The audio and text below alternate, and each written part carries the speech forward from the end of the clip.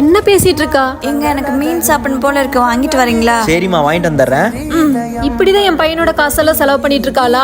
சொல்லுங்கம்மா. உன் பொண்டாட்டி சொல்றான்னு சொல்லிட்டு இப்பவே மீன் எடுத்து காசெல்லாம் செலவு பண்ணாத. ஞாயிற்றுக்கிழமைக்கு மீன் எடுத்துக்கலாம், சரியா?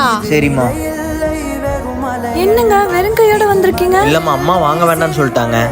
ஆமாங்க, அத்தை கரெக்டா தான் சொல்லியிருப்பாங்க. எதுக்கு தேவையில்லாத செலவு? என்னம்மா சேலை புதுசா இருக்கு? உங்க அத்தை பொண்ணு கல்யாணத்துக்கு கிராண்டா இருக்கணும்ல, அதான் எடுத்தேன். 30,000 ரூபாய். எப்படி இருக்கு? 30,000 ரூபாயா? உங்ககிட்ட எப்படி இவ்வளவு காசு? அதான் நீ வச்சிருந்தியே, அந்த பணத்துல தான் வாங்கினேன். அன்னைக்கு என் பொண்டாட்டி ஒரு மீன் கேட்டதுக்கு அவ்வளவு பேசுனீங்க, இன்னைக்கு உங்களுக்கு காசு செலவாலையா? டேய், இப்ப நான் என்ன பண்ணிட்டேன்? நான் ஒன்னும் பொண்டாட்டி மாதிரி இல்லாதவில்லை. அவ ஒண்ணும் உங்கள மாதிரி இல்ல. மத்தவங்க முன்னாடி பொய்யா பணக்காரின் பந்தா காட்டுருக்கு. அவ குணமே வேற.